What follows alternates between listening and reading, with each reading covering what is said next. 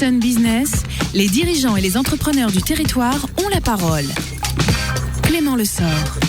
Il est l'heure de retrouver Clément Lessort pour effectivement l'interview Sun Business de ce mardi 1er décembre. Bonjour Clément. Bonjour Thomas, bonjour à tous les auditeurs de Sun. Alors aujourd'hui, si j'ai bien compris, on va parler architecture. Est-ce que tu peux nous en dire un petit peu plus ? Oui Thomas, mardi 1er décembre, je reçois ce matin et pour ce nouveau numéro de Sun Business, Pierrick Bayver. Il est le cofondateur et dirigeant de l'agence In Situ Architecture et Urbanisme. Bonjour Pierrick Bayver et merci d'avoir accepté mon invitation. Bonjour. Alors vous êtes diplômé de l'école d'architecture de Nantes en 1984. En 96, il y a presque 20 ans, vous vous associez à François Lanoux pour créer l'agence In Situ Architecture et Environnement qui regroupe à ce jour quasiment une vingtaine de salariés. Embrasser l'architecture et l'urbanisme et confondre, ça s'est imposé très tôt comme une évidence immédiate, donc de confondre ces deux disciplines dans la pratique de vos métiers. Alors ça nous est apparu comme une évidence parce que ce métier est un métier de service public et dans la dimension architecturale et urbaine, il y a un assemblage entre les deux qui est de nécessité lorsqu'on l'on fait de l'urbanisme. On a besoin de savoir pour qui et vers quoi on fabrique la ville. Et de la même façon que quand l'on fait des bâtiments, quand on crée la diversité importante de ces bâtiments dans la ville, on a besoin de les inscrire dans une connaissance de ce qu'est la ville aujourd'hui en mouvement permanent. Ça, c'est deux questions qui vous obsèdent au quotidien. C'est pour qui et pourquoi vous faites ce métier ? Oui, nous avons les uns et les autres à l'agence qui est peut-être une agence un peu particulière sur cette dimension du croisement entre ces deux disciplines.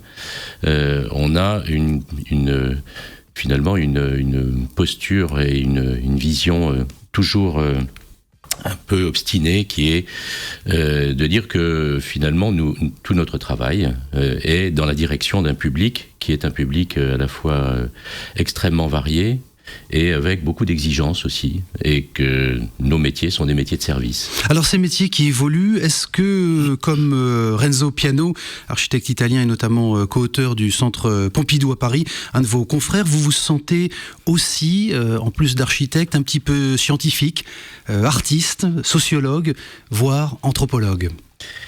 Alors c'est un métier qui est au croisement des disciplines, qui sont des disciplines de société, dans lesquelles, évidemment, la culture est essentielle. On en parle aujourd'hui, mais cette ressource est une nécessité. Et c'est une culture qui est effectivement au croisement de tous ces champs, qui sont des champs à la fois de l'invention, de la culture multiple, de cette nécessité de connaissance de quelles sont ces cultures auxquelles on s'adresse.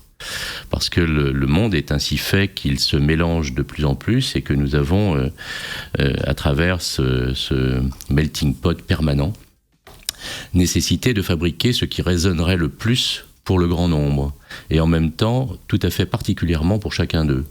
C'est le grand écart entre ce métier de service à la personne et ce métier de service au collectif. Alors dans cette diversité, vous travaillez sur des opérations significatives mais très différentes également, des logements individuels, collectifs, des bureaux, des bâtiments administratifs, des lieux de culte. C'est une vocation également dès le départ de s'intéresser à des destinées multiples ou ce sont des opportunités de marché que vous avez saisies comme elles se présentaient ? Alors il y a historiquement à l'agence une volonté de travailler sur le spectre le plus large, avec une base qui est une base quand même très forte sur le logement, qui est la ressource essentielle de la ville, et le travail, mais viennent se greffer tout autour les dimensions notamment de formation, de culte, des variations importantes de la forme du travail aussi. Parce que le monde bouge à une vitesse considérable. Finalement, nos structures bougent beaucoup moins vite.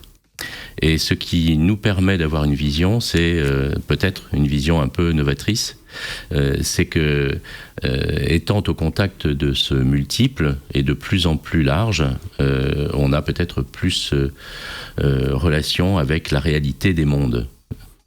Alors dans l'ensemble effectivement de ces réponses, et ce qui fait effectivement la diversité, qui fait le monde, les civilisations et notre ville aujourd'hui du XXIe siècle, la conjoncture également entraîne une réorganisation des ressources humaines. Je voudrais qu'on parle emploi avec vous. Est-ce que comme beaucoup d'agences, vous préférez être peut-être en sous-effectif avec une surcharge de travail et engager peut-être au projet en faisant appel au travail temporaire ? Alors, on est dans ce métier de toute façon dans une histoire de l'intensité. Alors c'est peut-être ce qui nous rapproche de la ville aujourd'hui et le plus près. L'intensité, c'est notre quotidien du job. On a une façon un peu différente de travailler cette surintensité lorsqu'elle se présente au travail. C'est de collaborer des architectes qui sont plus jeunes, qui sont de notre périmètre pour pouvoir épaissir l'équipe de façon ponctuelle et avec une certaine fidélité de nos attachements. Donc c'est ce qui nous permet à la fois d'être toujours intense et de grossir à l'occasion. Mais c'est une façon, de toute façon, ce métier est un métier intense. Pierrick Bayver, la crise du bâtiment et la diminution significative des marchés traditionnels ont coïncidé également depuis une trentaine d'années avec une explosion des effectifs. Est-ce qu'il y a trop d'architectes en France aujourd'hui ? Non, il n'y a pas trop d'architectes en France parce que les architectes travaillent sur des champs extrêmement variés. Les architectes qui font, on va dire, le métier de la création architecturale ne sont pas la représentation totale de ce métier. Il y a à travers l'architecture la possibilité de travailler dans des univers qui sont assez différents, celui du montage, celui des services publics, celui du management de la ville, et dans lesquels finalement cette formation ouvre au monde de la ville au sens large. Donc il n'y a pas trop d'architectes, il n'y a pas assez d'architectes. Il n'y a pas assez d'architectes parce que nous sommes absolument convaincus que c'est un métier indispensable de la ville, et c'est pour ça que peut-être cette petite démonstration qu'on essaie de faire à travers cette équipe qu'on a constituée sert à montrer que la pensée, ce qu'on appelle l'agora politique, la pensée politique de la ville, appartient à des gens qui font la traversée des métiers. Et les architectes sont un des rares métiers à savoir faire la traversée en collaborant toutes les disciplines. Donc c'est un métier qu'il faut développer. Alors justement, cette ville, bâtir à Nantes, est-ce qu'il y a une identité, vous qui connaissez bien cette ville, c'est votre cité, est-ce qu'il y a une identité propre à notre territoire, une façon de bâtir singulière à la ville de Nantes notamment ? Alors il y a une façon singulière, oui, très fortement même. Pour moi, pour nous, qui est vraiment une exemplarité. Cette ville est née de culture et du travail. Le travail notamment de Jean-Marc Ayrault puisque c'est le politique, et le politique est essentiel, on le voit là, a fabriqué une ville qui s'est fondée sur la culture, et notamment une certaine culture populaire, ou une culture du rassemblement. Ça a fabriqué de l'attraction. Il suffit de regarder pour voir finalement ce qui est attendu. Et entre l'obstination sur le travail, c'est-à-dire sur l'emploi et la culture, nous avons finalement un territoire extrêmement actif. On ne dit pas qu'il ne subit pas des formes de crise, mais en même temps, il résiste de façon exceptionnelle. Et finalement, c'est une méthode qui est essentiellement attendue des publics. Alors un territoire extrêmement actif, extrêmement attractif aussi. Comment est-ce qu'en tant qu'architecte et urbaniste, vous allez répondre à ces enjeux justement de densité ? Est-ce qu'aujourd'hui on réhabilite justement cette question de densité en répondant à l'équation densité et qualité de logement ? Je pense notamment au logement social. Alors densité, la ville est dense, historiquement dense. Peut-être qu'elle a cette particularité d'être aussi particulièrement vigilante. Dans la fabrication de la ville en renouveau, donc le renouvellement de la ville, ou la ville en extension, c'est-à-dire son déploiement sur son périmètre, il y a une nécessité de prendre en compte ce qui existe déjà. Et donc, dans la façon d'intensifier la ville, il y a d'abord reconnaissance, c'est-à-dire savoir où se fait cette fabrication pour que ce qui existe déjà soit respecté. C'est un premier acte de nécessité. Et ensuite, la façon de fabriquer, on a coutume de dire qu'on est un peu des dentelières, plutôt que quand on fait de l'urbanisme, c'est-à-dire qu'on fait une sorte de dentelle très ordonnancée en même temps, mais très vigilante et avec un point d'avancée et de fabrication qui est très sensible pour pouvoir prendre en compte cette mesure. Et quand cette mesure est prise, très curieusement, les publics qui sont un peu frileux de la novation et des nouveaux voisins finissent par non seulement accepter, mais aussi prendre plaisir à la transformation. Donc il nous semble que dans ce métier d'architecture et d'urbanisme mêlé, il faut ordonnancer et travailler dans la direction du plaisir collectif. Alors, puisque c'est d'actualité, bien entendu, Pierrick Belver, comment les architectes et les urbanistes que vous êtes peuvent jouer un rôle pour offrir des solutions permettant de lutter efficacement contre le dérèglement climatique et accélérer la transition vers des sociétés, des économies, on dit résilientes, sobres en carbone, et je dirais à la fois également de manière joyeuse et fertile. Est-ce que c'est possible, ça ? Alors c'est possible, bien évidemment, c'est devenu même une obligation de service. C'est-à-dire que la question environnementale est une question obligée, qui est rentrée dans les mœurs et rentrée dans les règles. Ce que nous essayons de faire en plus, c'est d'amener ce que pourrait être le nourrissement de la ville.